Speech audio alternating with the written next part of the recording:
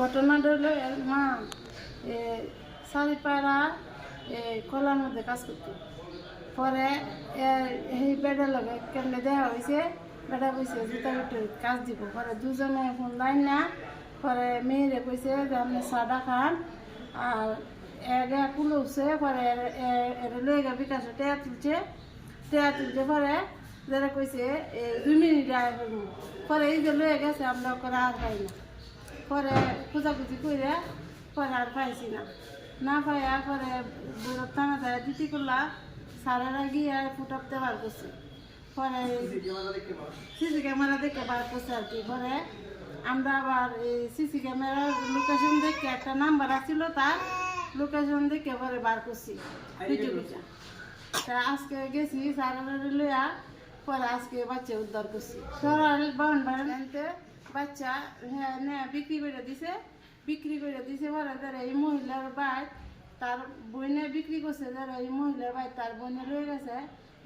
পরে আজকে বাচ্চা উদ্ধার হয়েছে। পরে আমরা আনছি আর কি। সে তো আরো কত মায়ের বুক খালি করতেছে।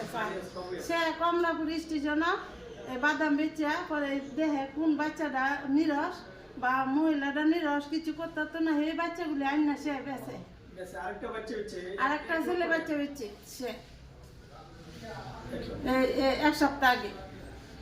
অনেক গ্রামও গেছিলাম, তার মার বাড়িতেও গেছিলাম, কেউ আর ভালো কইছে না। সবাই কইছে 2 নম্বর নাম হয়েছে দুলাল, বাপের নাম দুদু মিয়া, বাড়ি হয়েছে সরাইল ওই যে সুলাবাড়ি। আমার মেয়ের নাম ঋতু। ফলার মধ্যে এই ধানের বয়লারও কাজ করতো। কটিয়া দিয়ে সাইপাড়া করেছে যে হ্যাঁ মনে নয় দিকে যা। পরে কইছে যে ভালো কাজ দিব, দুজন জুতার পেটে গেছে। তারপরে বাড়িতে পরে চা খাওয়া পরে দিয়ে গেছে। চা দিয়া কইছে আপনি খান, আমি বিকাশের টাকাটা তুলে নিয়ে মেয়েরে পুলো নিয়ে বিকাশের টাকা তুলতে গেছে। পরে একটু পরে টাকা নেই বিকাশে, তারপরে মেয়েরে লয়ে এই যে গেছে। আর সামনে 1 মাস 12-13 দিন হইব। অনেক মায়ের বুক সে কালি করতেছে।